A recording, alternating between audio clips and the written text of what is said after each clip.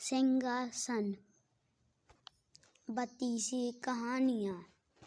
राजा भोज एक बार फिर सिंहासन की ओर बढ़े और तभी 22वीं पुतली अनुरुद्धवती वहाँ पर आ गई। उसने राजा भोज से कहा कि मैं तुम्हें राजा विक्रमादित्य की एक कहानी सुनाऊंगी। उसके बाद यह फैसला करना कि आप सिंहासन पर बैठने लायक हो या नहीं। इसके बाद 22वीं पुतली ने कहानी सुनाना शुरू किया। राजा विक्रमादित्य कला प्रेमी था और अच्छे कलाकारों को सम्मानित करते थे। वह अपने दरबार में मौजूद योग्य लोगों का भी बहुत सम्मान करते थे। उन्हें चापलूसी बिल्कुल भी पसंद नहीं थी। राजा विक्रमादित्य के इस स्वभाव के बारे में जानकर एक दिन एक युवक उनसे मिलने उनके दरबार में पहुंचा। उस युवक को कई शस्त्रों का ज्ञान था और हमेशा खरी बात ही बोलता था। उसका यह स्वभाव राजाओं को पसंद नहीं आता था, जिस कारण उसे हर राजा अपने यहाँ नौकरी से निकाल देता था। बार बार नौकरी से निकाले जाने के बाद भी उसने अपनी प्रकृति और व्यवहार को बदला नहीं था। जब वह राजा विक्रमादित्य के दरबार पहुंचा तो उस समय वहां संगीत का रंगारंग कार्यक्रम चल रहा था। वह राजा के आदेश का इंतजार करने लगा। वह दरबार के दरवाजे पर खड़ा होकर संगीत सुन रहा था, जिस सुनकर वह धीमी आवाज में बोला, दरबार में बैठे हुए लोग नासमझ हैं। इन्हें संगीत की बिल्कुल भी समझ नहीं है। संगीता गलत धुन बजा रहा है, फिर भी कोई उसे रोक नहीं रहा है। उसे बोलते हुए वहां खड़े द्वारपाल ने सुन लिया। उसका चेहरा गुस्से से लाल हो गया। उसने युवक से कहा, महाराज विक्रमादित्य सच्ची कला के प्रेमी हैं और वह खुद दरबार में मौजूद हैं। द्वारपाल की बात सुनकर युवक हंसा और बोला, वह कला प्रेमी हो सकते हैं लेकिन कला पारखी नहीं, क्योंकि संजय की गलती को वह पकड़ नहीं पा रहे हैं। युवक की बात सुनकर द्वारपाल ने कहा कि अगर उसकी बात गलत साबित हुई तो उसे दंड मिलेगा। इस पर युवक ने कहा कि अगर उसकी बात गलत साबित हुई तो वह हर प्रकार की सजा के लिए तैयार है। इसके बाद द्वारपाल ने युवक के बारे में विस्तार से राजा को बताया। राजा विक्रमादित्य ने तुरंत उस युवक को दरबार में लाने का आदेश दिया। राजा विक्रमादित्य के सामने भी युवक ने कहा, किसी एक संजय की उंगली पर चोट लगी हुई है, जिस कारण संगीत में कम है। यह सुनकर राजा विक्रमादित्य ने सभी साजियों को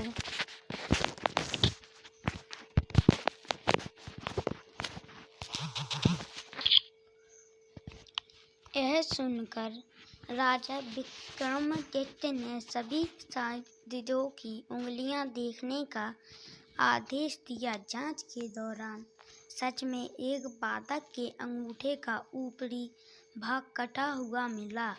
उसने अंगूठे पर पतली खाल चढ़ा रखी थी। यह देखकर राजा ने उस युवक की बहुत प्रशंसा की।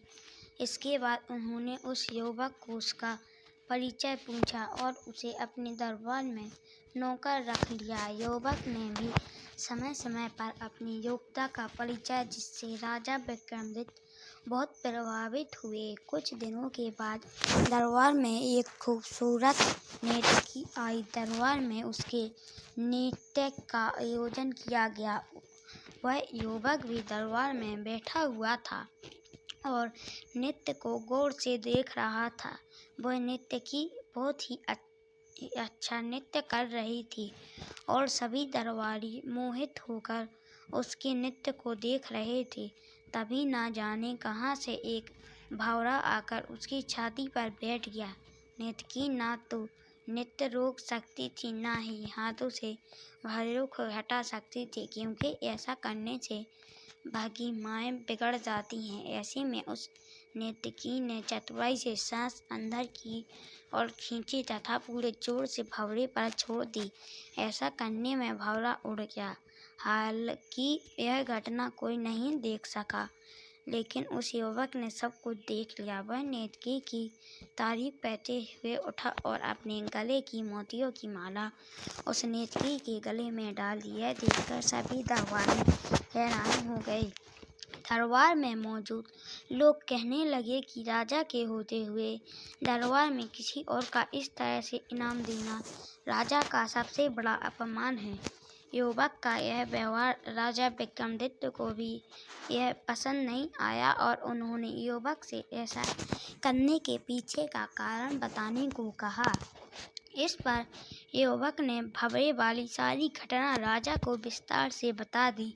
उसने कहा कि नर्तकी ने जिस तरह से सुर, लय, ताल और भाव भंगिमा के बीच समाजय रखते हुए जिस सफाई से भंवरे को उड़ाया, वह इनाम के काबिल है। जब विक्रमादित्य ने नर्तकी से पूछा तो उसने युवक की बातों का समर्थन किया। यह सुनकर राजा विक्रमादित्य ने नर्तकी और इस युवक बहुत तारीफ की। अब उनकी नज़र में उस युवक का महत्व और बढ़ गया। अब तो जब भी किसी भी समस्या का हल ढूंढना होता तो राजा विक्रमादित्य उसकी बातों पर जरूर गौर करते थे। ऐसे ही एक दिन दरबार में चर्चा शुरू हुई कि बुद्धि और संस्कार के बीच क्या संबंध है।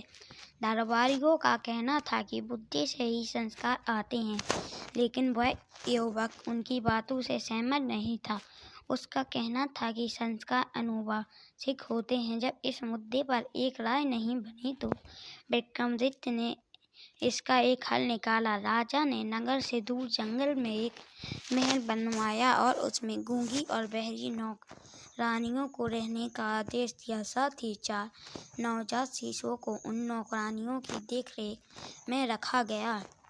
इनमें से एक शिशु राजा विक्रमादित्य का था, जबकि एक महामंत्री का, एक कोतवाल का और एक ब्राह्मण का था। जब 12 वर्ष के बाद चारों बच्चे दरबार में पेश किए गए तो राजा विक्रमादित्य ने बारी बारी से उनसे पूछा, क्या तुम ठीक हो? चारों ने अलग अलग जवाब दिए। राजा के बेटे ने कहा, सब कुशल है।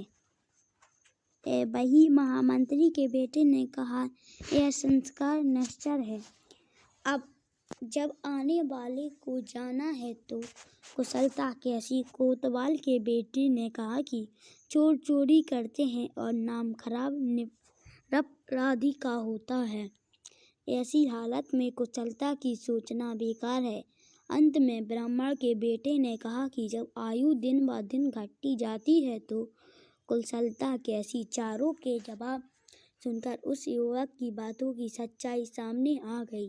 राजा का बेटा निश्चित भाव से सब कुछ कुशल मानता था और मंत्री के बेटे ने तर्कपूर्ण उत्तर दिया। इस तरह कोतवाल के बेटे ने न्याय व्यवस्था की चर्चा की, जबकि ब्राह्मण के बेटे ने दार्शनिक उत्तर दिया। ये सब कुछ अनुवांशिक संस्कारों के कारण हुआ, जबकि सभी का पालन पोषण एक साथ और एक तरह से हुआ। फिर भी चारों के विचारों में अपने संस्कारों की तरह अंतर था। इस प्रकार सभी दरबारी ने मान लिया कि युवक बिल्कुल सही है। तैना कहकर 22वीं पुतली वहां से उड़ गई और राजा भोज एक बार फिर एक सोच में पड़ गया कि क्या राजा विक्रमादित्य की तरह वह भी सच्चे और अच्छे लोगों की परख करने के काबिल है या नहीं। कहानी से सीख। बच्चों, इस कहानी से ये सीख मिलती है कि जो व्यक्ति हमेशा सच बोलता है और गलत का साथ नहीं देता है, उसका हमेशा समर्थन करना चाहिए। ऐसे लोग कभी भी गलत सलाह नहीं देते और हमेशा सही राह दिखाते हैं। जब राजा भोज एक बार फिर सिंहासन पर बैठने लगे तो 23वीं पुतली धर्मवती वहां आई और उसने राजा भोज से कहा कि तुम इस सिंहासन पर बैठने के लायक नहीं हो। मैं तुम्हें राजा विक्रमादित्य की एक गुण के बारे में बताती हूँ। इसके बाद 23वीं पुतली ने कहानी सुनाना शुरू किया। एक दिन राजा भोज दरबार में बैठे अपने मंत्रियों के साथ किसी मुद्दे पर चर्चा कर रहे थे। बात बात में मंत्रियों के बीच बहस छिड़ गई कि मनुष्य जन्म से बड़ा होता है या कर्म से। इस मुद्दे को लेकर सभी मंत्रियों को 2 हिस्सों में बंट गए। एक गुट का मतलब था कि मनुष्य जन्म से बड़ा होता है क्योंकि पूर्व जन्मों का कर्म ही होता है, और जो मनुष्य जन्म मिलता है वही संस्कार आनुवंशिक होते हैं। जैसे राजा का बेटा राजाओं की तरह व्यवहार करता है, वही दूसरे गुट का मानना था कि कर्म ही सबसे ऊपर है, इसलिए अच्छे परिवार में पैदा हुए व्यक्ति भी बुरी संगत में पड़ सकते हैं। इस पर पहले गुट ने तर्क किया कि फिर भी परिवार से मिले संस्कार कभी नष्ट नहीं होते।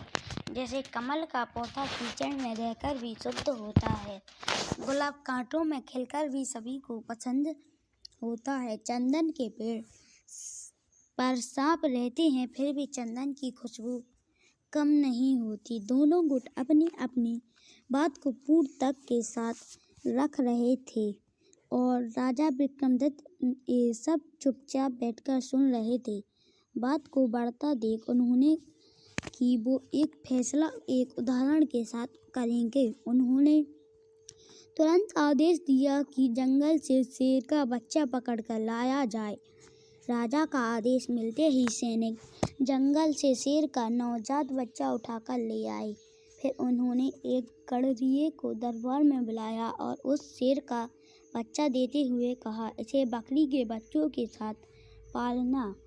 गडरिये की समझ में कुछ नहीं आया, लेकिन राजा के आदेश को न मानना उसके बस में नहीं था, इसलिए शेर के बच्चे को साथ ले गया और बकरियों के साथ पालने लगा। उसे भी भूख लगने पर बकरियों का दूध पिलाता जाता। कुछ और बड़ा होने पर वो दूध तो पीता रहा, लेकिन हरी घास और पत्तियों की तरफ देखता भी नहीं। फिर एक दिन राजा विक्रमादित्य ने गडरिये को महल में बुलाया और शेर के बच्चे के बारे में पूछा। गडरिये ने बताया कि शेर का बच्चा बिल्कुल बकरियों की तरह व्यवहार करता है, लेकिन हरी घास नहीं खाता। उसने राजा से अनुरोध किया कि शेर का मांस खिलाने की अनुमति दी जाए। इस पर राजा विक्रमादित्य ने कहा कि उसका पालन पोषण सिर्फ दूध पर किया जाए। गडरिया सोच में पड़ गया। उसे समझ नहीं आ रहा था कि महाराज एक मांसाहारी जीव को शाकाहारी क्यों बनाना चाहते हैं। यही सोचता सोचता वो घर लौट गया। शेर का बच्चा अब काफ़ी बड़ा हो गया था। अब दूध के साथ कभी कभी ज़्यादा भूख लगने पर घास भी खा लेता और शाम होती ही अन्य बकरियों की तरह उसे भी बाड़े में बंद कर दिया जाता और वो चुपचाप बकरियों के साथ बाड़े में आराम से बैठा रहता। एक दिन जब शेर का बच्चा अन्य बकरियों के साथ हरी घास चल रहा था तो पिंजरे में बंद एक शेर को लाया गया। शेर को देखते ही सारी बकरियां डरकर भागने लगी तो शेर का बच्चा भी डरकर भाग खड़ा हुआ। उसके बाद राजा ने गडरिये को आदेश दिया कि अब शेर के बच्चे को अलग से रखा जाए और भूख लगने पर उसके सामने खरगोश को छोड़ा जाए। कुछ दिन अलग रहने के बाद शेर का बच्चा दूसरे जानवरों का शिकार करके खाने लगा, लेकिन गडरिये के कहने पर तुरंत बाड़े में आराम से बंद हो जाता। लेकिन धीरे धीरे उसमें बकरियों की तरह डरने वाला स्वभाव खत्म हो गया था। एक दिन जब फिर से उसी शेर को उसके सामने लाया गया तो वह डरकर नहीं भागा। जब उसने शेर की दहाड़ सुनी तो वो भी तेज आवाज में दहाड़ा। ये सब देखने के बाद राजा ने अपने मंत्रियों से कहा कि इंसान का व्यवहार जन्म से उसके साथ होता है और जब उसे मौका मिलता है तो खुद से सामने आ जाता है। जैसे इस शेर के बचपन से बकरियों के साथ रखा, लेकिन उनसे अलग करते ही इसका असली व्यवहार सभी के सामने आ गया, जबकि उसे किसी ने सिखाया नहीं था। इसलिए मनुष्य का सम्मान भी उसी के कर्म के अनुसार किया जाना चाहिए। हालांकि सभी राजा की बात से सहमत हो गए, लेकिन एक दीवान ने कहा, राजकुल में पैदा होने वाला ही राजा होता, वरना 7 जन्मों तक कर्म करने के बाद भी कोई राजा नहीं बनता। इस बात पर राजा विक्रमादित्य मुस्कुरा दिए और समय बीतता गया। एक दिन उनके दरबार में नाविक राजा को भेंट करने के लिए सुंदर फूल लेकर आया। दरबार में मौजूद सभी लोग ने पहली बार इतना सुंदर फूल देखा था। राजा ने सैनिकों को यह पता लगाने के लिए भेजा कि ये फूल कहाँ उगता है। सैनिक उस दिशा में नाव लेकर बढ़ने लगे जिस दिशा से फूल बहता हुआ था। बहते बहते नाव उस जगह पहुंची जहाँ यह फूल आया था। वहाँ का दृश्य देखकर सैनिक हैरान रह गए। वहाँ एक पेड़ से योगी उल्टा लटका हुआ था, जंजीरों से जकड़ा हुआ था। जंजीरों के कारण उसके शरीर पर गहरे घाव बन गए थे। उन घाव से खून टपक रहा था, जो नदी में गिरते ही लाल रंग में फूलों में बदल जाता था। वहीं पास में कुछ साधु बैठकर तपस्या कर रहे थे। सब देखने के बाद सैनिक फूल लेकर दरबार लौट आया और सारा किस्सा राजा को बताया। ये सब सुनने के बाद राजा विक्रमादित्य ने उस दीवान की तरफ देखा जिसने कहा कि राजा का बेटा ही राजा बनता है। महाराज ने उस दीवान को समझाया कि उस उल्टा लटका योगी मैं हूँ और वहाँ जो सन्यासी थे वो तुम सब दरबारी हो। ये मेरे पूर्व जन्म के कर्म ही हैं जो इस जन्म में मैं राजा हूँ। अब मंत्री को राजा की बात समझ में आ गई। उसने मान लिया कि हमारे पूर्व जन्म के कर्म ही होते हैं जो हमारा अगला जन्म तय करते हैं। कहानी से सीख बच्चों, यह कहानी हमें सीख देती है कि हमेशा अपना काम पूरी लगन के साथ करना चाहिए। कठिन परिश्रम का फल एक ना एक दिन जरूर मिलता है। साथ ही जब हमें यही अवसर मिलता तो हमारा असली व्यक्तित्व सामने आ ही जाता है। सिंहासन पर बैठने के लिए राजा भोज ने जैसे ही अपना कदम आगे बढ़ाया, वैसे ही 24वीं पुतली करुणावती ने उन्हें रोक दिया। 24वीं पुतली ने कहा कि यह सिंहासन तुम्हारे लिए नहीं है। पहले मैं तुम्हें राजा विक्रमादित्य के गुण व कौशल से जुड़ी एक कहानी सुनाती हूँ, उसके बाद तय करना कि आप इस सिंहासन पर बैठने योग्य हैं या नहीं। 24वीं पुतली ने कहा, राजा विक्रमादित्य अक्सर अपनी प्रजा का हालचाल जानने के लिए रात में रूप बदलकर राज्य भर में घूमा करते थे। राज्य के चोर डाकू भी जानते थे कि महाराज भेष बदलकर घूमते हैं, इसलिए वे अपराध करने से घबराते थे। राजा विक्रमादित्य भी चाहते थे कि उनके राज्य से अपराध पूरी तरह से खत्म हो जाए और उनकी प्रजा रात को चैन से सो सके। इसी प्रकार एक रात महाराज भेष बदलकर अपने राज्य में घूम रहे थे। चलते चलते उन्हें एक भवन के बाहर रस्सी लटकी हुई नजर आई। उन्होंने सोचा कि जरूर कोई चोर इस रस्सी से लटककर ऊपर गया है, इसलिए वो भी रस्सी के सहारे ऊपर पहुंच गए। उन्होंने अपनी तलवार भी निकाली और चोरों को तलाशने लगे, लेकिन तभी किसी महिला की धीमी आवाज़ सुनाई दी। उन्हें लगा कि यह महिला ही चोर है। यह सोचकर वो कमरे की दीवार से झटक कर खड़े हुए। उन्होंने सुना कि महिला किसी के साथ कमरे में जाकर महिला कह रही थी कि उस आदमी की हत्या किए बिना किसी और के साथ उसका संबंध बनाना मुश्किल है। इसके बाद महाराज को एक पुरुष की आवाज़ सुनाई दी। पुरुष बोल रहा था कि वह लुटेरा जरूर है, लेकिन किसी निर्दोष व्यक्ति की जान नहीं ले सकता। उसने महिला ने कहा कि उसके बाद बहुत धन है, वो दोनों दूर कहीं जाकर सुखी से अपना जीवन काट सकते हैं। इस पर महिला बोली कि तुम 2 दिन बाद आना, क्योंकि उसे सारा धन इकट्ठा करने में 1 दिन लगेगा। राजा समझ गए कि पुरुष उस महिला का प्रेमी है और महिला इस घर के मालिक की पत्नी है। इसके बाद राजा उस रस्सी के सहारे नीचे आ गए और महिला के प्रेमी का इंतजार करने लगे। थोड़ी देर बाद जैसे महिला का प्रेमी रस्सी पकड़कर नीचे आया तो राजा ने उसकी गर्दन पर अपनी तलवार रख दी और उसे अपना परिचय दिया। महाराज को सामने देखकर आदमी डर गया, लेकिन राजा विक्रमादित्य ने उसे वादा किया कि अगर वो सच बताएगा तो उसे मृत्युदंड नहीं देंगे। इसके बाद उसने अपनी कहानी महाराज को बताई। मैं बचपन से ही उस महिला से प्यार करता हूँ और शादी भी करना चाहता था। मेरे पिता बहुत बड़े व्यापारी थे, जिस कारण मेरे पास काफ़ी धन था। फिर एक दिन समुद्री डाकियों ने मेरे पिताजी का कीमती सामान से भरा जहाज लूट लिया, जिस कारण हम कंगाल हो गए और मेरे सारे सपने चकनाचूर हो गए।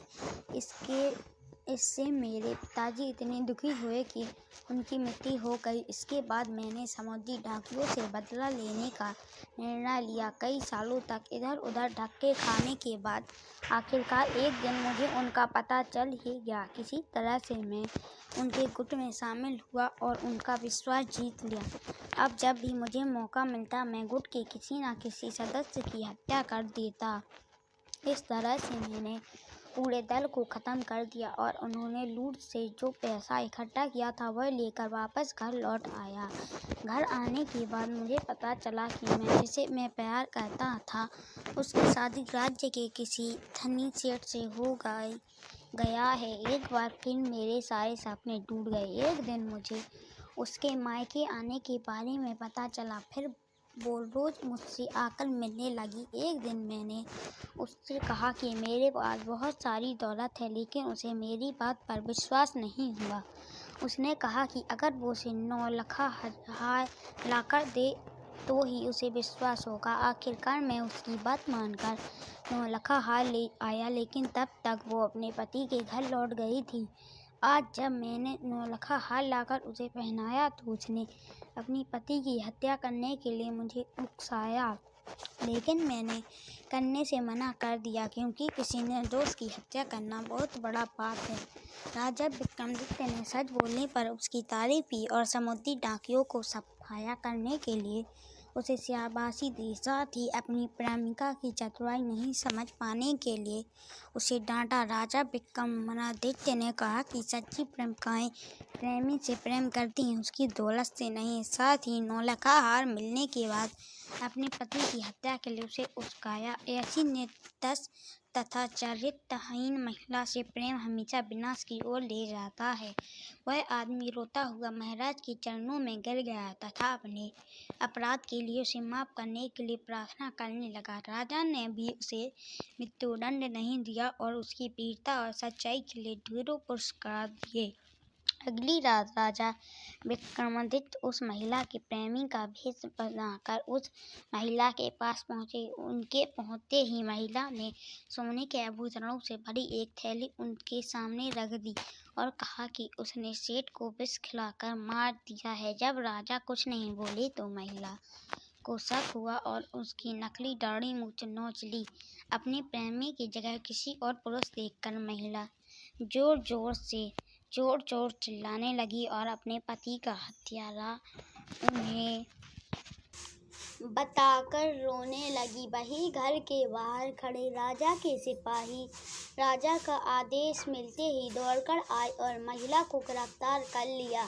अपने सामने राजा विक्रमादित्य को देखकर महिला के होश उड़ गए और उसने झट से विष पीकर अपनी जान दे दी। यह कहानी सुनाकर 20वीं पुतली वहां से उड़ गई और राजा भोज एक बार फिर महाराज विक्रमादित्य की न्यायप्रियता के बारे में सोचने लगे। कहानी से सीख, लालच करने वालों के साथ कभी अच्छा नहीं होता। उन्हें एक ना एक दिन इसका परिणाम भुगतना ही पड़ता है, जैसे इस कहानी में पैसों के लिए अपनी पति की हत्या करने वाली महिला के साथ हुआ।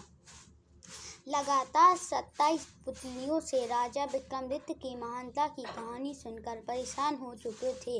राजा भोज ने एक बार फिर सिंहासन पर बैठने की कोशिश की। वह जैसे ही सिंहासन पर बैठने लगे तभी 28वीं पुतली बेदही ने उन्हें रोका और राजा विक्रमादित्य की स्वर्ग यात्रा, इस दौरान उनके द्वारा किए गए पूर्ण कार्यों का किस्सा बताना शुरू किया। एक रात महाराज विक्रमादित्य अपने महल में सोए रहे थे। इस दौरान उन्होंने सपने में एक सोने का महल देखा। महल की सजावट व आसपास का नज़ारा बहुत ही खूबसूरत था। सपने में ही महल के बाहर उन्हें एक योगी दिखा जिसका चेहरा हूबहू उनके जैसा ही था और यह देखते ही अचानक उनकी नींद टूट गई। वह समझ गए कि वह एक सपना देख रहे हैं, लेकिन जागने के बाद भी उन्हें पूरा सपना अच्छी तरह से याद था। उन्होंने अपने पंडितों व ज्योतिषियों को अपना सपना सुनाया। इसका मतलब जानने के लिए उनसे कहा। सभी विद्वानों ने राजा विक्रमादित्य से कहा, महाराज, आपने सपने में स्वर्ग के दर्शन किए हैं और वह महल देवराज इंद्र का है। देवताओं ने शायद आपको सहसी स्वर्ण आने का निमंत्रण दिया है। अपने विद्वानों की यह बात सुनकर विक्रमादित्य आश्चर्यचकित हुए। उन्होंने पंडितों से पूछा, स्वर्ण जाने का रास्ता कौन सा है? इस यात्रा में किस चीज़ की जरूरत पड़ सकती है? काफ़ी सोचने के बाद सभी विद्वानों ने उसे वह मार्ग बताया जहाँ से स्वर्ग में प्रवेश किया जा सकता है। इसके साथ ही उन्हें यह भी कहा कि जो हमेशा भगवान को याद करता है और धर्म का पालन करता है वही स्वर्ग जा सकता है। इस पर राजा ने कहा, काम करते हुए कभी न कभी उनसे अनजाने में कोई गलती काम जरूर हुआ होगा। साथ ही कई बार राजकाज के कारण भगवान की पूजा करना भी छूट जाता है। इस पर सभी ने एक मत होकर कहा, महाराज, अगर आप इस काबिल नहीं होते तो आपको स्वर्ण के दर्शन ही नहीं होते। सभी के कहने पर राजा विक्रमादित्य राजपुरोहित को अपने साथ लेकर स्वर्ण जाने के लिए निकल पड़े।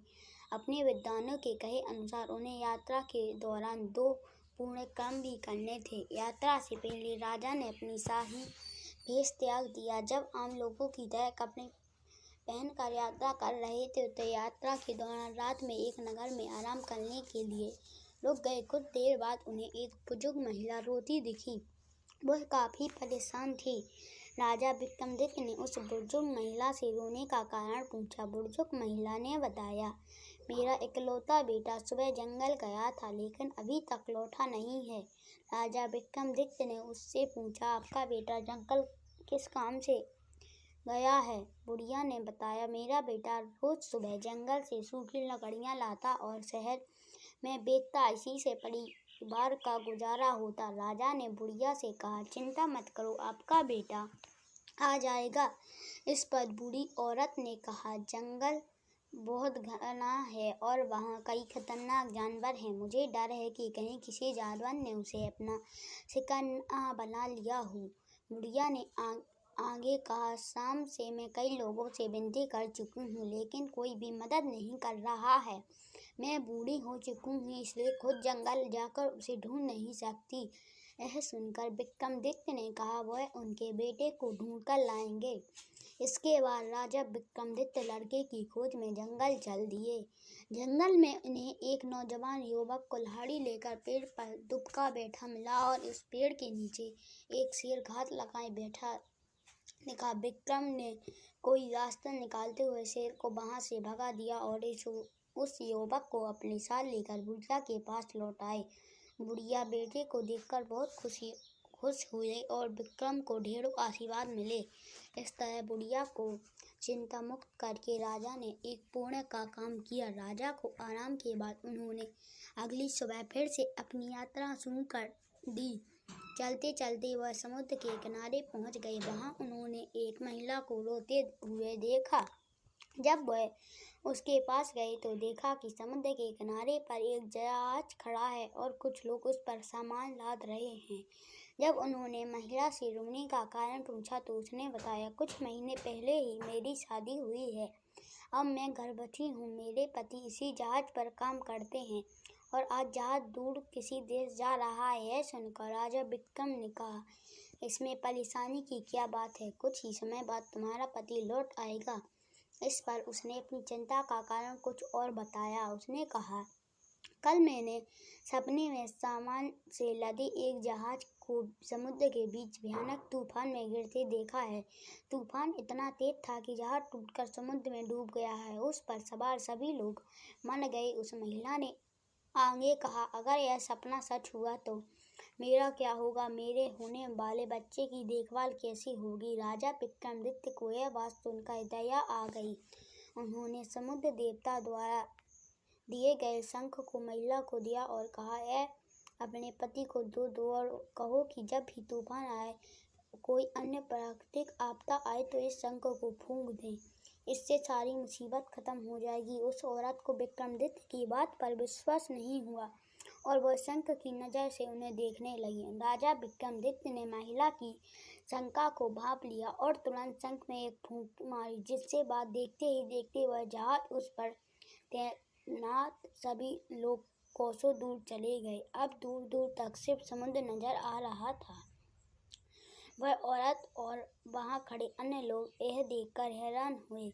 इसके बाद महाराज ने फिर से शंख फूंका तो वह जहाज सभी कर्मचारी सहित वापस आ गया। अब उस औरत को शंख की शक्ति पर विश्वास हो गया था। उसने राजा से वह शंख लेकर धन्यवाद कहा। राजा विक्रमादित्य उस औरत को शंख देकर अपनी यात्रा पर आगे बढ़ गए। कुछ देर चलने के बाद आकाश में काले बादल मंडराने लगे और बादल जोर जोर से गरजने लगे। इसी बीच उन्हें एक सफ़ेद घोड़ा वहां आता दिखा। जब वह घोड़ा उनके पास पहुंचा तो एक आकाशवाणी हुई, हे महाराज विक्रमादित्य, इस धरती पर तुम्हारे जैसा पुण्यात्मा और कोई नहीं है। स्वर्ग आने की इस यात्रा में तुमने 2 पुण्य कार्य किए हैं, इसलिए तुम्हें लेने के लिए एक घोड़ा भेजा जा रहा हूँ जो तुम्हें इंद्र के महल तक पहुँचा देगा। यह सुनकर विक्रमादित्य ने कहा, मैं अपने राजपुरोहित के साथ स्वयं की यात्रा पर निकला हूँ, इसलिए स्वर्ग जाने के लिए उनके लिए भी व्यवस्था की जाए। यह सुनकर राजपुरोहित ने कहा, राजन, मुझे माफ़ करें, मेरी शरीर स्वर्ग जाने की इच्छा नहीं है। अगर भगवान ने चाहा तो मैं मरने के बाद स्वर्ग आऊँगा और खुद को धन्य समझूंगा। इसके बाद राजा विक्रमादित्य राजपुरोहित से विदा लेकर घोड़े पर बैठ गए। कुछ ही देर में आकाश में दौड़ने लगा। दौड़ते दौड़ते इंद्रपुरी पहुंच गया। इंद्रपुरी पहुंचते ही राजा को वही सपने वाला महल दिखा। चलते चलते वह इंद्र सभा में पहुंच गए, जहां सभी देवता अपने अपने स्थान पर बैठे थे। अप्सराएं नृत्य कर रही थी। इंद्रदेव पत्नी के साथ सिंहासन पर बैठे थे। राजा विक्रमादित्य को शीर्ष स्वर्ग में देखकर सभी हैरान हो गए। इंद्र उन्हें देखकर सिंहासन से उठकर आए और उनका स्वागत किया। साथ ही राजा विक्रमादित्य को सिंहासन पर बैठने को कहा। राजा ने इंद्र से सिंहासन पर बैठने से यह कहकर इनकार कर दिया कि वह इस आसन के योग्य नहीं है। इंद्र विक्रमादित्य की नम्रता और सरलता देखकर प्रसन्न हुए। इंद्र ने उनसे कहा, सपने में आपने जिस योगी को देखा वह आप खुद थे। आपने इतना पुण्य कमा लिया था कि इंद्र के महल में आपको यथास्थानीय स्थान मिल गया है। इसके बाद इंद्र ने राजा विक्रमादित्य को एक मुकुट उपहार में दे दिया। राजा विक्रमादित्य कुछ दिन बाद इंकोल में बिताने के बाद वह मुकुट लेकर अपने राज्य वापस आ गए। यह कहानी सुनाने के बाद 28वीं पुतली बेदही ने राजा भोज से कहा, अगर तुम भी राजा विक्रमादित्य की तरह पुण्य करने वाले सरल बेबनत हो तो ही इस सिंहासन पर बैठ सकते हो, वरना नहीं। इतना कहकर 28वीं पुतली बेदही वहाँ से उड़ गई और इस कहानी से बच्चों को यह सीख मिलती है कि हमें दूसरों की मदद करनी चाहिए, क्योंकि अच्छे कर्मों का फल जरूर मिलता है। सिंहासन का महत्वाकांक्षी राजा भोज 29वीं बार सिंहासन पर बैठने की कोशिश करता है। वह जैसे ही सिंहासन पर बैठने जाता है तभी 29वीं पुतली मानवती उसे रोकती है और राजा विक्रमादित्य की एक कहानी सुनाने लगती है। इस पर कहानी राजा की बहन की शादी की है। आज ये जानते हैं कि इस किस्से में 29वीं पुतली ने क्या सुनाया। एक बार की बात है, राजा विक्रमादित्य भेष बदलकर राज्य में घूम रहे थे। वो चलते चलते नदी किनारे पहुंचे और वहां चुपचाप खड़े हो गए। अचानक उन्हें बचाओ बचाओ की आवाज़ सुनाई दी। वह तुरंत वहां पहुंचे जहां से आवाज़ आ रही थी। वहां उन्हें नदी के तेज धारा में युवक युवती फंसे दिखे। वो दोनों किनारे आने का प्रयास कर रहे थे, लेकिन तेज धारा की वजह से असफल हो जाते थे। यह देख राजा विक्रमादित्य फौरन नदी में कूद गए और दोनों को सकुशल बाहर निकाल लिया। नदी से बाहर निकलने के बाद युवक ने बताया, हम दोनों परिवार के साथ नौका से कहीं जा रहे थे। बीच भंवर में हमारी नाव फंस गई।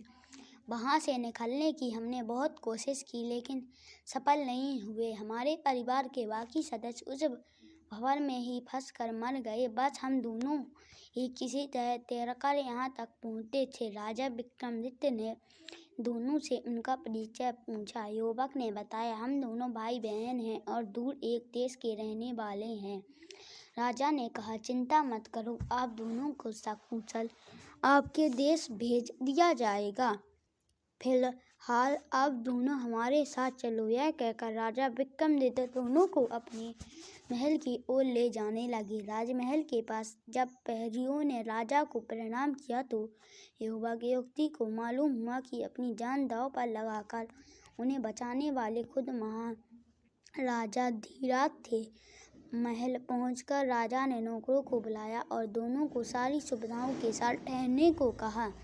अब दोनों का मन राजा के प्रति और आदर भाव से भर गया। वह युवक बहन की शादी के लिए काफ़ी परेशान रहता था, क्योंकि उसकी बहन राजकुमारी की तरह सुंदर थी। इसलिए वह चाहता था कि उसकी शादी किसी राजा से हो, लेकिन खराब आर्थिक हालत की वजह से उसकी यह इच्छा पूरी नहीं हो पा रही थी। अब वह राजा विक्रमादित्य से बहन से शादी का प्रस्ताव रखने की सोच रहा था। यह सोचकर उसने बहन को ठीक से तैयार कराया और उसे लेकर राजमहल में पहुंचने पर राजा विक्रम ने उससे हालचाल पूछा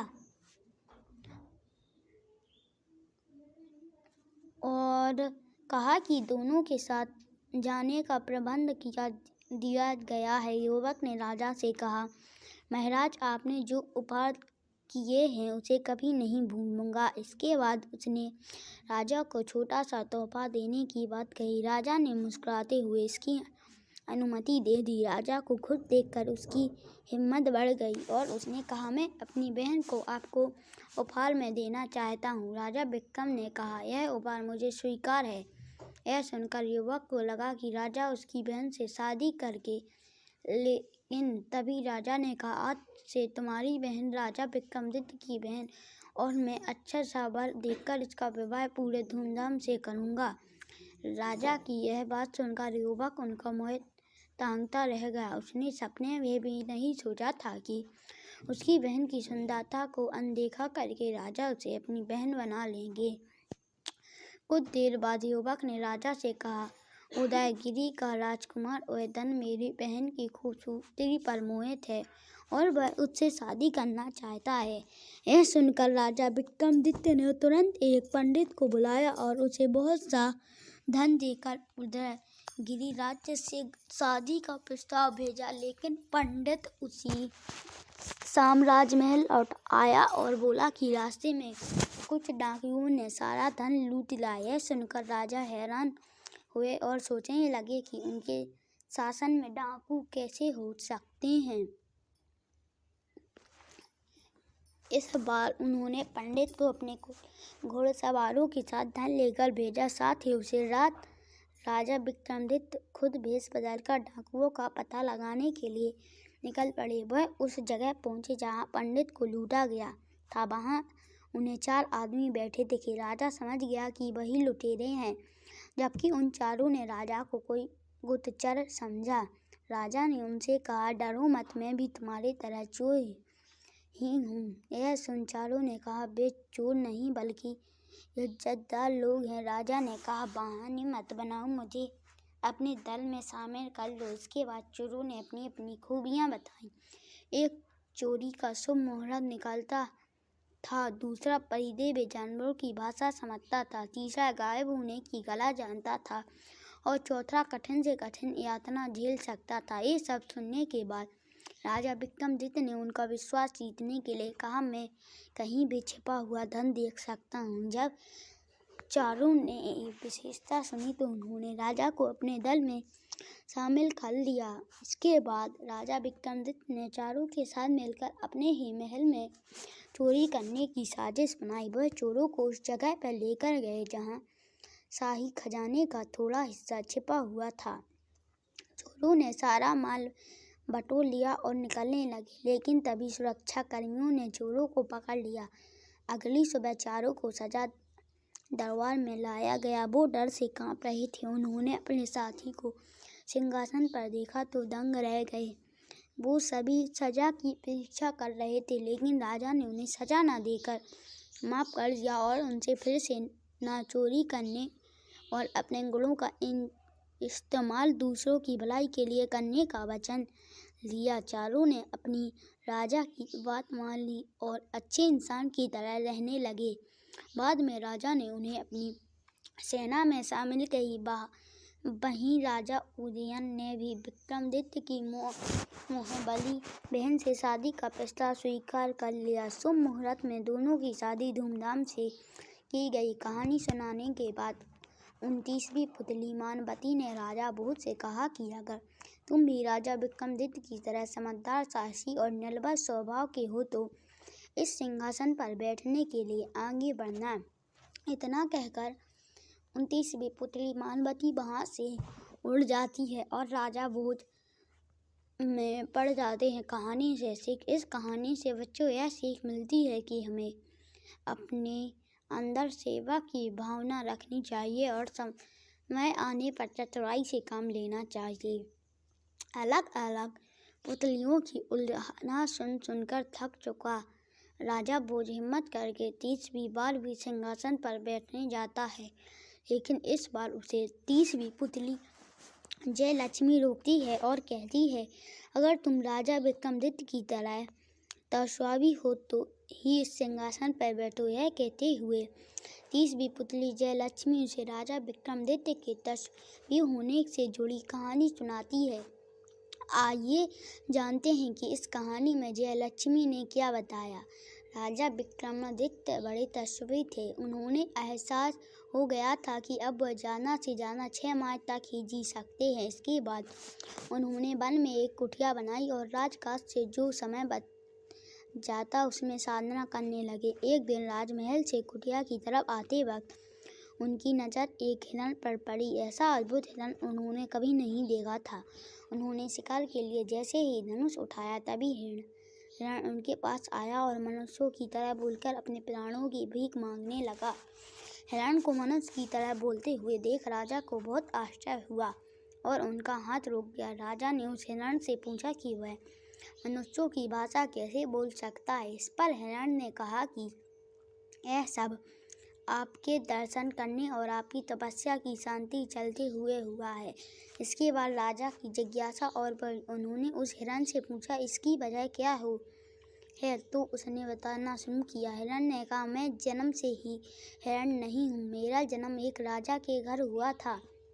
अन्य राजकुमारों की तरह मुझे भी शिकार खेलने का शौक था। एक दिन मुझे जंगल में कुछ दूरी पर हिरण होने का एहसास हुआ और मैंने आवाज़ को लक्ष्य करते हुए बाण चला दिया, लेकिन यह आवाज़ एक योगी थी जो बहुत धीमी आवाज़ में मंत्र उच्चारण कर रहे थे। वह तीर उन्हें तो नहीं लगा, लेकिन उनके कानों को छूते हुए एक पेड़ में घुस गया।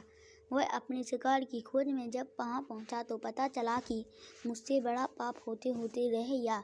साधना में विघ्न पड़ने से वह योगी बहुत नाराज थे और मुझे सामने देखकर वह समझ गए कि यह बाण मैंने ही चलाया था। इससे पहले मैं कुछ कहता उन्होंने मुझे श्राप दे दिया। उन्होंने कहा, हिरण का शिकार करने वाले मूर्ख, आज तू खुद ही हिरण बन जाएगा और शिकारियों से अपनी जान बचाने के लिए यहाँ से वहाँ भटकता रहेगा। इसके बाद उस योगी के पैरों में गिर पड़ा और श्राप से छुटकारा पाने की प्रार्थना करने लगा। मेरी आंखों में के आंसू देखकर योगी को दया आ गई। उन्होंने मुझसे कहा कि श्राप तो वापस हो नहीं सकता, लेकिन इसका प्रभाव कम हो सकता है। तुम तब हिरण बनकर भटकते रहोगे जब तक महान और तेजस्वी राजा विक्रमादित्य के दर्शन नहीं हो जाते। उनके दर्शन होते ही तुम मनुष्यों की तरह बोलने लगोगे। राजा विक्रम ने जिज्ञासा से उस हिरण से पूछा, तुम अब मनुष्य की तरह बोल सकते हो तो, लेकिन तुम्हें हिरण रूप से मुक्ति कब मिलेगी? कब तुम मनुष्य रूप में आओगे? हिरण ने जवाब दिया, इस रूप से भी मुझे जल्द ही मुक्ति मिल जाएगी। योगी ने कहा था कि अगर मैं आपको अपने साथ लेकर उस योगी के पास जाऊं तो मैं अपने वास्तविक रूप में आ जाऊंगा। यह कहकर हिरण आगे आगे चलने लगा और राजा विक्रमादित्य उसके पीछे पीछे चलने लगे। थोड़ी दूर चलने के बाद उन्हें एक योगी पेड़ पर उल्टा लटक कर साधना करता नजर आया।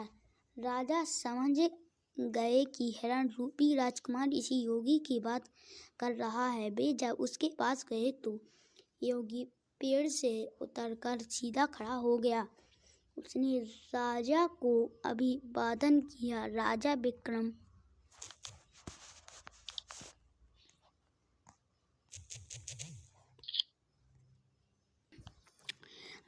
विक्रमादित्य समझ गए कि वह योगी उन्हीं की प्रतीक्षा कर रहा था। जिज्ञासावश राजा ने उनसे पूछा, आप मेरी प्रतीक्षा क्यों कर रहे थे? इस पर उस योगी ने कहा, सपने में एक दिन मुझे इंद्रदेव के दर्शन देखकर कहा था कि राजा विक्रमादित्य ने अपने कर्मों से देवताओं सा स्थान पा लिया है और उनके दर्शन करने वालों को इंद्रदेव और अन्य देवताओं के दर्शन का फल प्राप्त होता है। इसलिए मैं अब इतनी कठिन साधना आपके दर्शन के लिए कर रहा था। राजा विक्रमादित्य ने उस योगी से कहा, अब तो आपने मेरे दर्शन कर लिए हैं, क्या मुझसे कुछ और चाहते हो? इस पर योगी ने उनसे उनके गले में पड़ी इंद्रदेव की ओर से मिली मूंगी वाली माला मांगी। राजा ने खुशी खुशी वह माला उस योगी को दे दी। योगी ने जैसे ही उनका आभार प्रकट किया, वैसे ही श्रापित राजकुमार फिर से मानव शरीर में आ गया। उसने पहले राजा विक्रम की ओर फिर योगी के पैर छुए। इसके बाद राजा उस राजकुमार को लेकर अपने महल आ गया। अगले दिन वह उसे अपने रथ पर लेकर उसके राज्य के लिए निकले। दोनों जैसे ही राज में घुसे, तभी सैनिकों ने उनके रथ को चारों तरफ से घेर लिया। वे राज्य के प्रवेश करने के बजाय पूछने लगे। राजकुमार ने अपना परिचय दिया और सैनिकों से रास्ता छोड़ने के लिए कहा, लेकिन सैनिकों ने बताया कि उनके माता पिता को बंदी बनाकर जेल में डाल दिया गया है। अब यहाँ का राजा कोई और है। इस पर राजा विक्रमादित्य ने सैनिकों को अपना परिचय दिए बिना खुद को राजकुमार का दूत बनाया और कहा कि नए राजा को यह संदेश देना है कि उसके सामने दो विकल्प हैं, या तो वो असली राजा रानी को उनका राज्य वापस लौटा दे या फिर खुद की युद्ध की तैयारी करे। उस सेना नायक को यह सुनकर बड़ा अजीब लगा। उसने राजा विक्रमादित्य का मजाक उड़ाते हुए कहा, युद्ध कौन करेगा? क्या तुम दोनों युद्ध करोगे? यह उपहास देखकर राजा विक्रमादित्य का क्रोध 7वें आसमान पर पहुंच गया। उन्होंने तलवार निकाली और उस सेना नायक का सिर धड़ से अलग कर दिया। सेना में भागदौड़ मच गई। किसी ने दौड़कर नए राजा को यह खबर दी कि यह सुनते ही राजा सेना लेकर वहां पहुंचा। राजा विक्रमादित्य इस हमले के लिए पहले से ही तैयार थे। उन्होंने तुरंत दोनों बेतालों और बेतालों को बुलाया। दोनों बेतालों ने राजा विक्रमादित्य का आदेश मिलते ही रथ को हवा में उठा दिया। इसके बाद उन्होंने गायब होने वाला तिलक लगाया और रथ से कूद गए। अदृश्य होकर उन्होंने दुश्मनों को गाजर मूली की तरह काटना शुरू कर दिया। सैकड़ों सैनिकों के मारे जाने व दुश्मनों के नजर न आने से सैनिकों में भागदौड़ मच गई। ज़्यादातर सैनिक नए राजा को छोड़कर भाग गए। इसके बाद नए राजा का चेहरा देखने लायक था। वह हैरान, डरा हुआ और हताश था। यह देखकर राजा विक्रमादित्य अपने असली रूप में सामने आ गए और उन्होंने नए राजा को अपना परिचय देते हुए कहा, या तो तुम इसी क्षण यह राज्य छोड़कर चले जाओ या प्राण दंड के लिए तैयार रहो। वह राजा विक्रमादित्य की शांति से परिचय था, इसलिए वो उसी पल राज्य को छोड़कर भाग गया। इसके बाद राजा विक्रमादित्य उस राज्य के असली राजा रानी को उनका राज वापस दिलाकर अपनी राज्य की ओर बढ़ दिए। रास्ते में एक जंगल पड़ा, वहाँ एक हिरण राजा विक्रमादित्य के पास आया और एक शेर से बचाने की गुहार करने लगा, लेकिन राजा विक्रमादित्य ने उसकी मदद नहीं की, क्योंकि वह भगवान के बनाए नियम के खिलाफ नहीं जा सकते थे। दरअसल शेर भूखा था और हिरण जैसे जानवर ही उसकी भूख शांत कर सकते थे। यह सोचते हुए उन्होंने शेर को हिरण का शिकार करने दिया। कहानी समाप्त होते ही तीसरी पुतली जयलक्ष्मी ने राजा भोज को कहा कि अगर आप भी राजा विक्रमादित्य की पराक्रमी में हैं और आपके अंदर भी तपस्वी भाव है तो आप ही सिंहासन पर बैठा बनना। इतना कहते ही 23वीं पुतली वहां से उड़ गई। और इस कहानी से हमें यह सीख मिलती है कि हमें दूसरों की मदद करनी चाहिए और कभी हमसे अनजाने में गलती हो जाए तो उसका बर्ताव जरूर करना चाहिए। जब 30 बार असफल रहने के बाद एक बार फिर राजा भोज सिंहासन पर बैठने की कोशिश करते हैं तो 21वीं पुतली कौशल्या वहां प्रकट हो जाती है। वह राजा भोज से कहती है, इस सिंहासन पर तुम तभी बैठ सकते हो जब राजा विक्रमादित्य जैसे गुण तुम में हो। इसके साथ ही 23वीं पुतली राजा भोज को राजा विक्रमादित्य की एक कहानी सुनाती है, जो इस प्रकार समय के साथ साथ राजा विक्रमादित्य बूढ़े हो चले थे और उन्होंने अपनी शक्तियों से यह भी पता कर लिया था उनका अंत अब करीब है। अब राजा का ध्यान राजपाट और धर्म कर्म के कामों में ज़्यादा लगा रहता था। योग साधना के लिए उन्होंने वन में एक आवास भी बना रखा था। एक दिन वन में साधना के दौरान उन्हें एक दिव्य रोशनी आती दिखाई दी। जब राजा ने ध्यान से देखा तो पता चला कि यह दिव्य रोशनी सामने वाली पहाड़ियों से आ रही थी। अचानक से राजा को रोशनी के बीच चमकता हुआ सुंदर महल भी दिखाई पड़ा। इस सुंदर महल को देखने के बाद राजा उस महल को पास से देखने की इच्छा हुई। उसने अपनी इच्छा को पूरा करने के लिए राजा ने अपने दोनों बेटलों को बुलाया। बेटल उन्हें पहाड़ी पर तो ले गए, लेकिन बेताल पहाड़ी से आगे महल में नहीं जा सकते थे। इस बात का कारण बताते हुए बेताल ने राजा से कहा, इस दिव्य और सुंदर महल को एक योगी ने अपने मंत्रियों से बांध रखा है। इसके अंदर वो ही जा सकता है जिसने अपने अच्छे कर्मों से उस योगी से ज़्यादा पुण्य कमाया हो। बेताल की बात सुनकर इच्छा विक्रमादित्य को यह जानने की हुई कि उन्होंने योगी से ज़्यादा पुण्य कमाया है या नहीं। राजा विक्रमादित्य सीधे महल के दरवाजे की ओर बढ़ते हैं। जैसे ही राजा के कदम प्रवेश द्वार पर पड़े, वहाँ एक आग का गोला आकर उनके पास रुक गया। इसके बाद महल के अंदर से आज्ञा भरी आवाज़ सुनाई पड़ी और वो आग का गोला राजा के पास से पीछे हट गया। जब राजा विक्रम ने महल के अंदर प्रवेश किया तो उस आवाज़ ने राजा से उनका परिचय मांगते हुए कहा, सब कुछ सच बताओ वरना आने वाले को श्राप देकर भस्म कर दिया जाएगा। उस योगी ने राजा से उनका परिचय मांगा।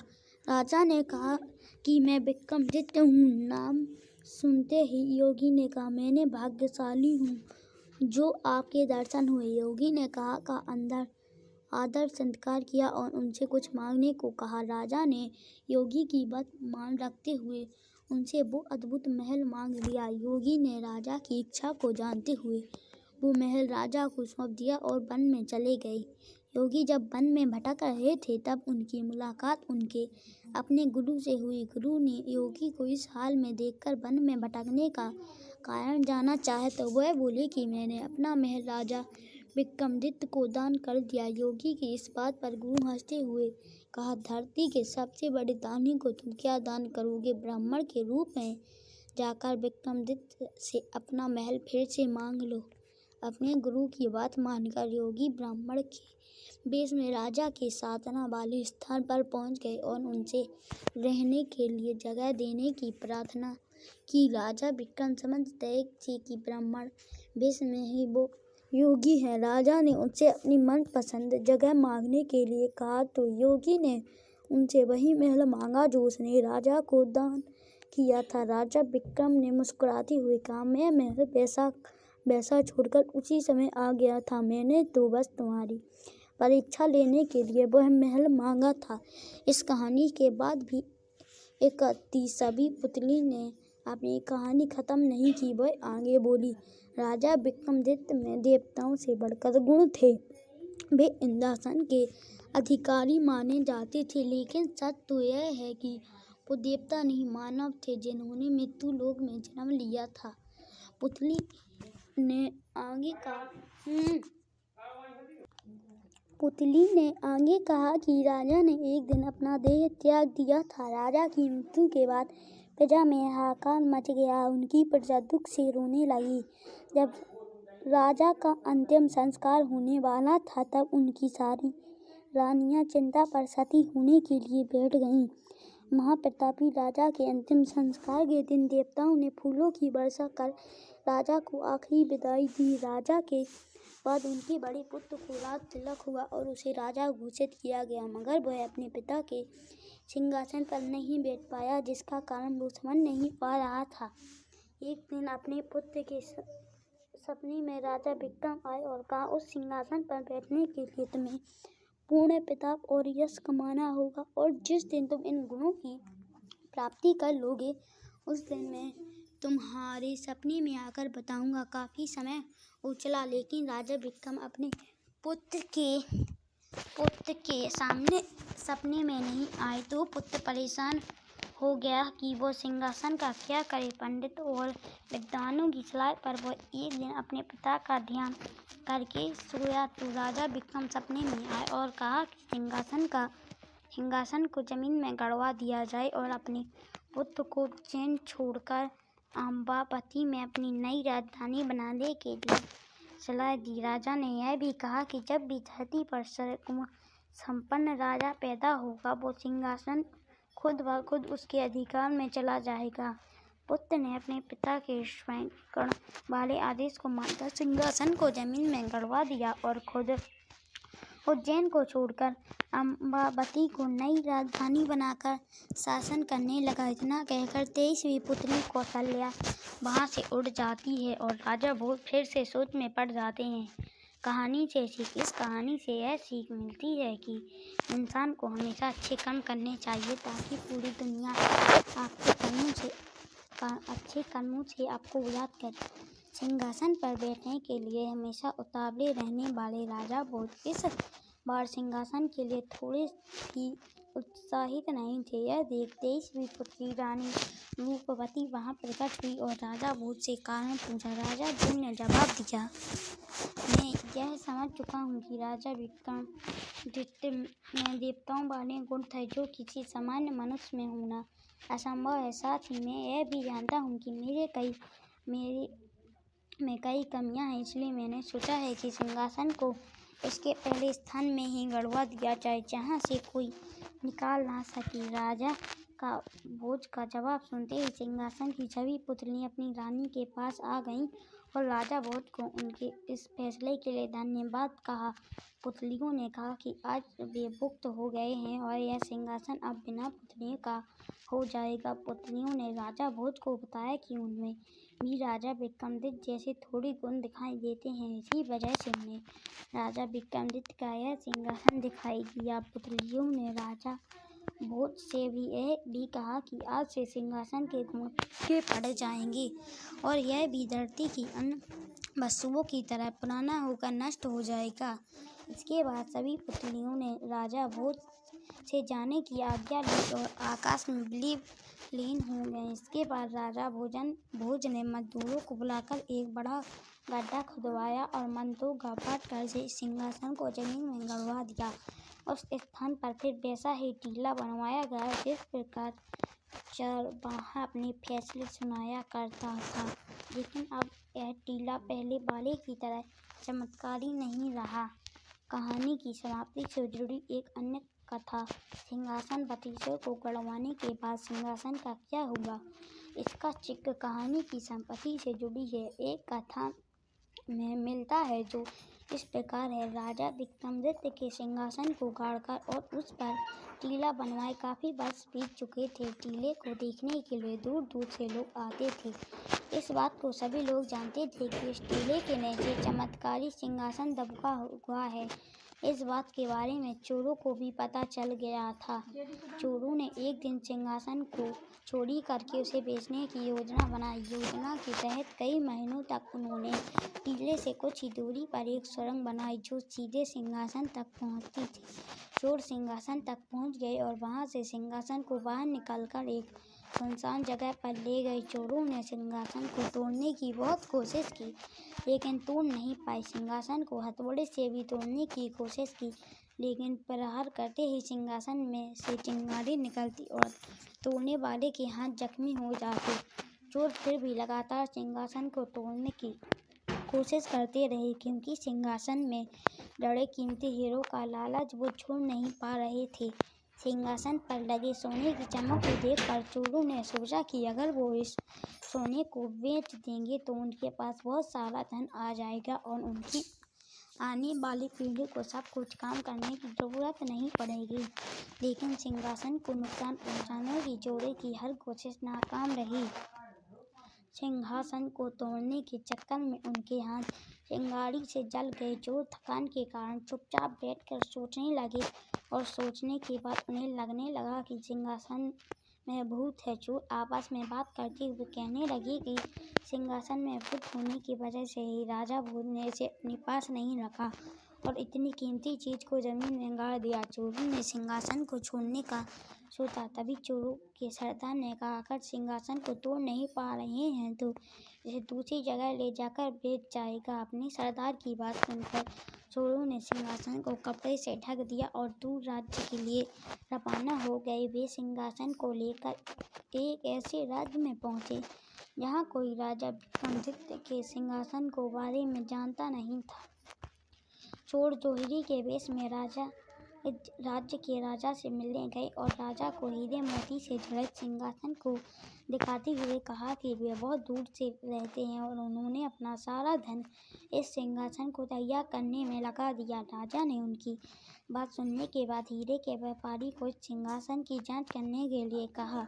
राजा के आदेश के बाद सुनवारों और जोहरी ने सिंहासन की जांच करने के बाद राजा को इसे खरीदने के लिए कहा। राजा ने सिंहासन का अच्छा खासा मूल्य देकर खरीद लिया। जैसे ही सिंहासन को दरबार में लगाया गया तो पूरा दरबार सिंहासन से निकल रही चमत्कारी रोशनी से जगमगा उठा। राजा यह देखकर बहुत खुश हुआ। राजा ने शुभ मुहूर्त निकालकर सिंहासन का शुद्धिकरण करवाया और इस पर रोज बैठने लगे। हर तरफ सिंहासन के बारे में बात होने लगी। कई राज्यों के राजाओं ने सिंहासन के दर्शन किए। यह बात राजा भोज के राज्य में भी पहुंची। राजा भोज को शक हुआ कि कहीं ये सिंहासन वो तो नहीं है जिसे उन्होंने दबा दिया था। राजा भोज ने तुरंत अपने सैनिकों के साथ इसके बारे में बात की और मजदूर बुलाकर टीले को खुदवाने का आदेश दिया। आखिरकार राजा भोज को जिस बात का शक था वही हुआ, सिंहासन चोरी हो चुका था। अब राजा भोज मन ही मन यह सोचने लगे कि कोई और राजा इस सिंहासन पर विराजमान कैसे हो गया। क्या उस राजा में विक्रमादित्य के जैसे गुण हैं?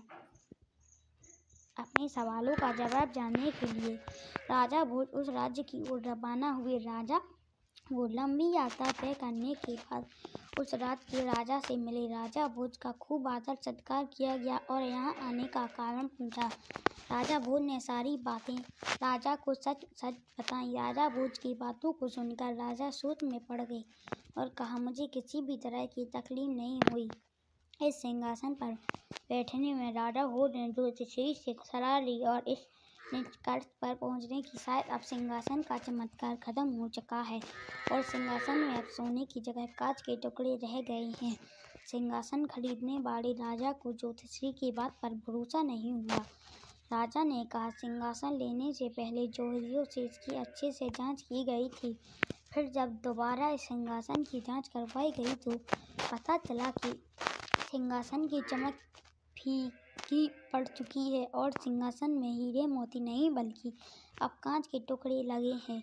राजा ने अपने पंडितों से सिंहासन को ठीक से देखने के लिए कहा। सिंहासन को देखने के बाद पंडितों ने कहा था कि इस सिंहासन का चमत्कार अब खत्म हो चुका है, क्योंकि यह सिंहासन शुद्ध नहीं रहा। पंडितों ने कहा, अब पवित्र सिंहासन का शास्त्रों के अनुसार विधि विधान के साथ अंतिम संस्कार कर देना चाहिए। इस सिंहासन का समापन जल में कर देना चाहिए। राजा के आदेश पर सिंहासन को कावेरी नदी में प्रवाहित कर दिया गया। इसके बाद कई राजाओं ने सिंहासन तक पहुंचने की कोशिश की, लेकिन सिंहासन किसी के हाथ न आया।